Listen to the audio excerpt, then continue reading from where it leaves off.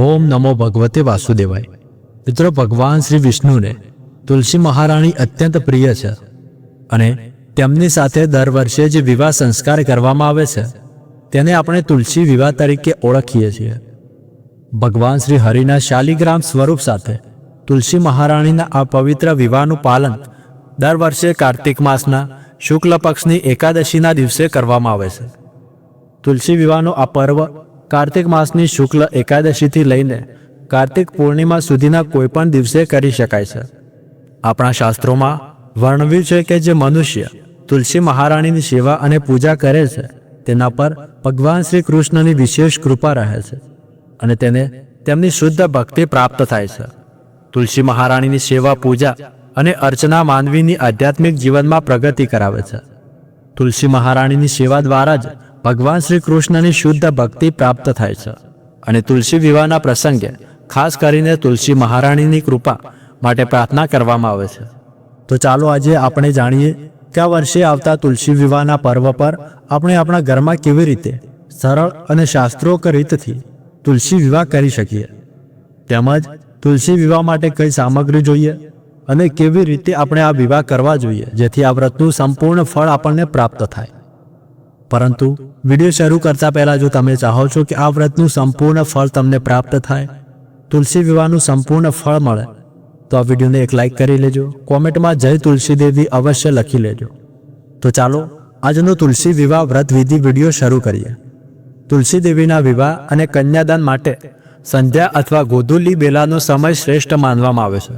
તેથી તમારા સ્થળના સમય અને પરંપરા મુજબ એકાદશીથી લઈને પૂર્ણિમા વચ્ચેના કોઈપણ શુભ મુહૂર્તમાં તુલસી વિવાહ કરી શકાય છે।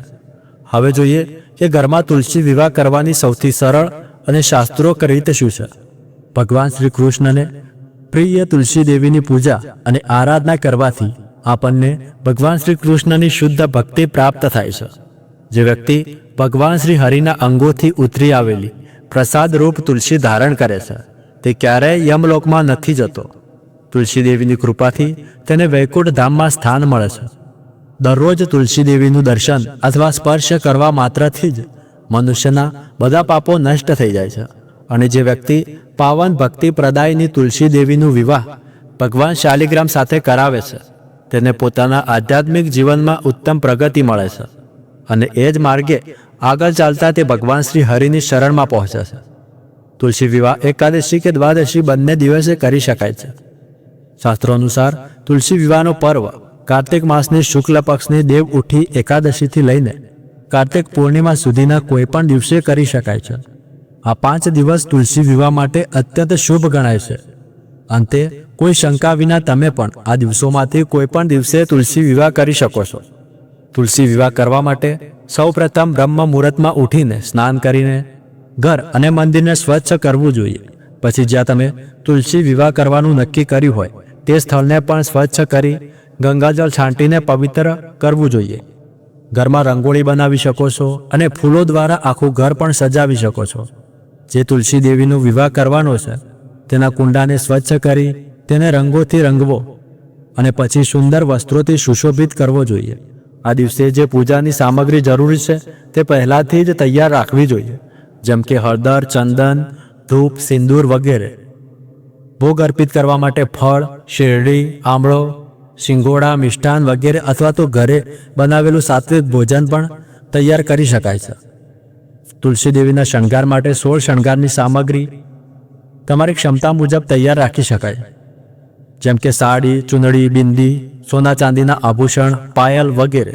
તમારી શક્તિ મુજબ તુલસી માતાને શણગારવા માટે બધી સુહાગની સામગ્રીઓ લઈ રાખો। ભગવાન શાલિગ્રામ માટે પીળા રંગના વસ્ત્ર રાખવા જોઈએ અને તેમના માટે પણ થોડા આભૂષણો સાથે રાખવા જોઈએ। આ પછી તુલસી દેવી અને શાલિગ્રામજીનું વિવાહ સંયોજન કરવા માટે એક વસ્ત્ર, 5 મેવા અને 5 પલ્લવ એટલે કે 5 આંબા અથવા આસોપલવના પાન લેવાની જરૂર પડે છે કળશ ઉપર મૂકવા માટે। પછી ફૂલોનો હાર અને લાલ ફૂલો માતા તુલસી માટે તથા પીળા ફૂલો શાલિગ્રામ ભગવાનને અર્પણ કરવા માટે। આ રીતે બધી સામગ્રી એકત્રિત કર્યા પછી તમે તમારા ઘરમાં જ્યાં તુલસી વિવાહ કરવાનું નક્કી કર્યું હોય તે સ્થળને ગંગાજળથી સારી રીતે સ્વચ્છ કરવું જોઈએ। કોઈ પણ શુભ પ્રસંગમાં ભગવાનનું સ્વાગત તોરણ બાંધીને કરવામાં આવે છે.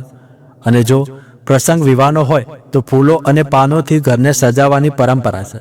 આ રીતે તમે પણ ફૂલો અને પાનોથી તમારું ઘર અને દ્વાર સુંદર રીતે સજાવી શકો છો, તમારી ક્ષમતા મુજબ. પરંતુ આનંદ અને ઉત્સાહપૂર્વક આ પર્વની તૈયારીઓ કરવી જોઈએ. જો તમે એકાદશીના દિવસે તુલસી વિવાહ કરી રહ્યા છો તો યાદ રાખો કે આ દિવસે અન્ન ગ્રહણ ન કરવું જોઈએ. જે લોકો તુલસી વિવાહ કરે છે તેમને આખો દિવસ ઉપવાસ રાખવો જોઈએ અને કન્યાદાન આપ્યા પછી જ એકાદશીનો પ્રસાદ લેવો જોઈએ. જો ઘરમાં બાળકો, વૃદ્ધો અથવા ગર્ભવતી સ્ત્રીઓ હોય તો તેમને દિવસ દરમિયાન એકાદશીનો પ્રસાદ આપી શકાય છે. પરંતુ શક્ય હોય ત્યાં સુધી વિવાહના દિવસે બધા લોકોએ ઉપવાસ રાખવો જોઈએ. આપણા પુરાણોમાં જણાવ્યું છે કે તુલસી વિવાહ માટે 1 તોલા સોનાથી ભગવાન વિષ્ણુનું સુંદર પ્રતિમા રૂપ બનાવડાવવું જોઈએ. જો 1 તોલાનું ન બને તો તમારી ક્ષમતા મુજબ અડધા કે ચોથા તોલાનું પણ બનાવી શકાય છે. જો તે પણ શક્ય ન હોય તો ભગવાન શ્રી હરિની કોઈ પણ પ્રતિમા અથવા શાલિગ્રામ સ્વરૂપ લઈ શકાય છે. પ્રતિમા કે શાલિગ્રામ ન મળે તો શ્રી હરિનું ચિત્ર પણ લઈ શકાય છે. પરંતુ ધ્યાન રાખો કે ચિત્રમાં માત્ર ભગવાન વિષ્ણુ જ હોવા જોઈએ. ઘણા લોકો આ વિવાહ માટે પોતાના ઘરના લડ્ડુ ગોપાલને પણ શ્રી હરિનું સ્વરૂપ માનીને વિવાહ કરાવે છે. હવે સવારે ભગવાન શ્રી હરિની પ્રતિમા અને તુલસી દેવીને એક સાથે સ્થાપિત કરીને તેમની પ્રાણ પ્રતિષ્ઠા કરવી જોઈએ. આજ એકાદશીથી ભગવાન વિષ્ણુ યોગ નિંદ્રાથી જાગે છે, એટલે સૌ પ્રથમ ભગવાનને જગાડવા જોઈએ. ભગવાનને જગાડવા માટે આ મંત્ર બોલવો જોઈએ કે હે ગોવિંદ ઉઠો ઉઠો, હે ગુરુધ્વજ ઉઠો, હે કમલકાંત નિંદ્રા ત્યાગો અને 3 લોકોનું કલ્યાણ કરો. આ રીતે ભગવાનને જગાડ્યા પછી સંધ્યાકાળે ગોધૂલી વેળાએ તુલસીજી અને શાલિગ્રામજીનો વિવાહ કરવામાં આવે છે. પરિવારના બધા સભ્યો સ્વચ્છ અને પવિત્ર વસ્ત્ર ધારણ કરે અને વિવાહ સ્થળે એકત્રિત થાય. ત્યારબાદ તુલસીજી અને શાલિગ્રામજીને મધ્યમ ઊંચાઈના આસન પર લાલ અથવા પીળા રંગના વસ્ત્ર પર સ્થાપિત કરાય છે. તુલસી દેવીને તમારી ક્ષમતા પ્રમાણે સુંદર વસ્ત્રો અને આભૂષણોથી શણગારવો. ધ્યાન રાખો કે તુલસીજી અને શાલિગ્રામજીને એક સાથે સ્થાપિત કરવામાં આવે અને બંનેનું આસન એક જ સ્તર પર હોવું જોઈએ. શાલિગ્રામ શિલાને તુલસીજીના જમણી તરફ રાખવું જોઈએ. ભગવાનની સ્થાપના કરતી વખતે આ મંત્રો બોલવો જોઈએ કે હે કેશવ આવો દેવ, અમે તમારી પૂજા કરી રહ્યા છીએ, તમારી સેવા માટે તુલસીજીને અર્પણ કરી રહ્યા છીએ. કૃપા કરીને અમારા સર્વ મનોકામના પૂર્ણ કરો. ત્યારબાદ દીવો પ્રજ્વલિત કરો અને જેમ લગ્નમાં સર્વપ્રથમ ગણેશજીની સ્થાપના કરવામાં આવે છે તેમ તમે પણ સૌથી પહેલાં ગણેશજીની પૂજા અને સ્થાપના કરો. આ રીતે તુલસીજી અને શાલિગ્રામજીને સ્થાપિત કર્યા પછી કળશ સ્થાપના પણ કરી લો, કારણ કે કોઈ પણ ધાર્મિક કે વૈવાહિક પ્રસંગમાં કળશ સ્થાપના જરૂરી માનવામાં આવે છે. કળશની સ્થાપના માટે એક સ્વચ્છ કળશમાં શુદ્ધ જળ ભરો અને થોડું ગંગાજળ ઉમેરીને ભરો. તેમાં એક સિક્કો, સોપારી અને હળદરની ગાંઠ મૂકી કળશ સ્થાપિત કરો. કળશના ઉપર 5 આસોપલવના પાન અથવા આંબાના 5 પાન રાખો. ત્યારબાદ તુલસી દેવી અને શાલિગ્રામજીની પૂજા કરો. તેમનું આહ્વાન કર્યા પછી 3 વાર અર્ધ્ય, પાદ્ય અને વિષ્ટર ઉચ્ચારીને ભગવાનને અર્પિત કરો. પછી ભગવાનને આચમન કરાવો. ત્યારબાદ કાંસાના પાત્રમાં દહીં, ઘી અને મધ અલગ અલગ વાસણમાં રાખી તેને કાંસાના પાત્રથી ઢાંકી દો. હવે ભગવાનને અર્પણ કરતા કહો કે હે વાસુદેવ, તમને નમસ્કાર છે. કૃપા કરીને આ મધુપર્ક સ્વીકાર કરો. ત્યારબાદ શાલિગ્રામજીને પંચામૃતથી સ્નાન કરાવો, અભિષેક કરો અને પછી તુલસી દેવીને પણ જળ અર્પણ કરો. જો તમે પંચામૃતથી અભિષેક કરી રહ્યા હોય તો ધ્યાન રાખો કે તુલસીજી પર વધારે પંચામૃત ન ઢોળો. આ રીતે શાલિગ્રામજી અને તુલસીજીનો અભિષેક કરી પછી તેમને વસ્ત્ર અર્પણ કરો. તુલસી દેવી માટે લાલ વસ્ત્ર કે ચૂંદડી પહેરાવો. શાલિગ્રામજીને પીળા વસ્ત્ર અર્પણ કરો અને તેમને શણગાર કરો. શાલિગ્રામજીને ચંદનનો લેપ કરો, તિલક લગાવો અને ફૂલોથી શણગાર કરો. સાથે જ તેમને યજ્ઞોપવીત ધારણ કરાવો અને તુલસીજીને શણગારની સામગ્રી અર્પિત કરો. હવે બંનેને આમને સામને બેસાડીને મંગલ પાઠ કરો અને જ્યારે સૂર્યદેવ થોડો દેખાતો થાય તે સમયે કન્યાદાનનો સંકલ્પ લો. તમારા ગોત્ર, સ્થાન અને નામનો ઉચ્ચાર કરીને આ સંકલ્પ લો. તે સમયે આ મંત્ર બોલી શકો છો કે હે ત્રિલોકના પાલક પરમેશ્વર, આ તુલસીજીને તમે વિવાહ વિધિથી સ્વીકાર કરો. આ પાર્વતીના બીજમાંથી ઉત્પન્ન થયું છે વૃદ્ધાની ભસ્મમાં નિવાસ કરી રહી છે અને અનાદિ મધ્ય અને અંતથી રહિત છે. તમને તુલસી અત્યંત પ્રિય છે, તેથી અમે તેને તમારી સેવામાં અર્પણ કરીએ છીએ. અમે તેને પોતાની પુત્રી સમાન ઉછેરી છે. હે પ્રભુ, કૃપા કરીને તેનો સ્વીકાર કરો. આ રીતે કન્યાદાન કર્યા પછી વરમાલા વિધિ કરો. તેના માટે 2 ફૂલની માળા લો. પ્રથમ એક માળા તુલસીજીને સ્પર્શ કરાવીને શાલિગ્રામજીને પહેરાવો અને બીજી માળા શાલિગ્રામજીને સ્પર્શ કરાવી તુલસીજીને પહેરાવો. પછી ગઠબંધન વિધિ માટે શાલિગ્રામજીના પીળા વસ્ત્રને તુલસીજીની સાડી અથવા ચૂંદડી સાથે બાંધી દો અને પછી સિંદૂર વિધિ કરો, જેમાં સિંદૂરનો સ્પર્શ પ્રથમ શાલિગ્રામજીને કરાવીને પછી તુલસીજીને સિંદૂર અર્પિત કરવામાં આવે છે. તેના પછી આવે છે ફેરા ફરવાની વિધિ. જો શક્ય હોય તો તમે શાલિગ્રામ ભગવાન અને તુલસી દેવીના ફેરા પણ કરાવી શકો છો. ઘરમાં જો કોઈ પુરુષ હોય તો તે ફેરા ફરાવે, અને જો ઘરમાં તમામ મહિલાઓ એકઠી થઈને તુલસી લગ્ન કરી રહી હોય તો તેઓ પણ ફેરાની વિધિ પૂર્ણ કરાવી શકે છે. આ રીતે સંપૂર્ણ વિધિ અને નિયમોનું પાલન કરીને તમે તુલસી લગ્ન કરી શકો છો. વિધિ દરમિયાન ભગવાન શ્રી કૃષ્ણના હરે કૃષ્ણ કીર્તન વગાડો અથવા મંત્રોચ્ચાર કરતા રહો. ત્યારબાદ સૌ ભક્તો મળીને શાલિગ્રામ ભગવાન અને તુલસી દેવીની પરિક્રમા કરે અને લગ્ન પૂર્ણ થયા પછી તેમની આરતી કરો, સ્તુતિ કરો, કીર્તન કરો અને જે ભોગ તમે તૈયાર કર્યો હોય તે પ્રેમપૂર્વક અર્પણ કરો. ભોગમાં તુલસી પત્ર જરૂર સામેલ રાખવું. ભગવાન સામે બેસીને ભજન કરો, કીર્તન કરો.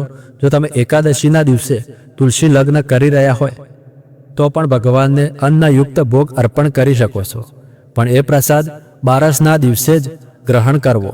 એકાદશીના દિવસે અન્ન પ્રસાદ લેવું નહીં. ભગવાનને અર્પણ કરેલો ભોગ શુદ્ધ અને સાત્વિક હોવો જોઈએ અને તેમાં તુલસીનું પત્ર અવશ્ય હોવું જોઈએ.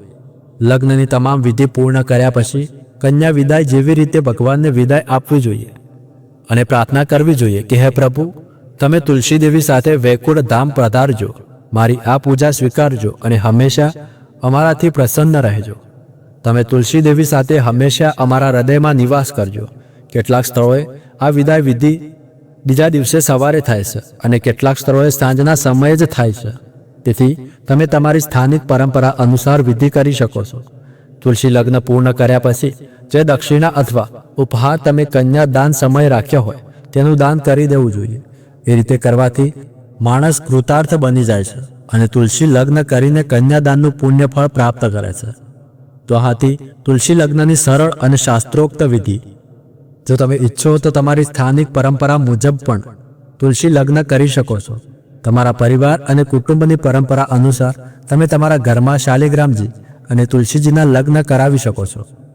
તો આશા છે કે તુલસી લગ્નની વિધિ સંબંધિત તમારા બધા પ્રશ્નોના જવાબ તમને મળી ગયા હશે અને આ સરળ વિધિ દ્વારા તમે ભગવાન શ્રી શાલિગ્રામ અને તુલસી મહારાણીના સંપૂર્ણ શાસ્ત્રોક્ત લગ્ન કરી શકશો. તો સાલ 2025માં તુલસી વિવાહ ક્યારે છે એ તમને ખબર ના હોય તો એનો વિડીયો પણ અમારી ચેનલમાં અપલોડ છે. એમાં તમને સંપૂર્ણ, જેમ કે તુલસી વિવાહ ક્યારે છે, એકાદશીની તિથિ ક્યારે શરૂ થાય છે, ક્યારે સમાપ્ત થાય છે, તેમજ તુલસી વિવાહના દિવસે શું કરવું, શું ન કરવું, કયા નિયમોનું પાલન કરવું, એ સંપૂર્ણ માહિતી તમને એ વિડીયોમાં મળી જશે. જો તમને આજનો વિડીયો ગમ્યો હોય અને ઉપયોગી લાગ્યો હોય તો તેને તમારા મિત્રો અને પરિવાર સાથે શેર કરો. વિડીયોને લાઇક કરો અને જો તમને કોઈ પ્રશ્ન હોય તો કોમેન્ટ બોક્સમાં લખીને પૂછો. તો ચાલો કાર્તિક માસનું પૂર્ણ ફળ મેળવવા માટે આ વખતે શાલિગ્રામ ભગવાન અને તુલસી દેવીના શાસ્ત્રોક્ત લગ્ન કરીએ અને તે બંનેથી પરમ ભગવાન શ્રી કૃષ્ણને શુદ્ધ ભક્તિ માંગીએ. તો મળીએ આગળના વિડીયોમાં. ત્યાર સુધી ધન્યવાદ.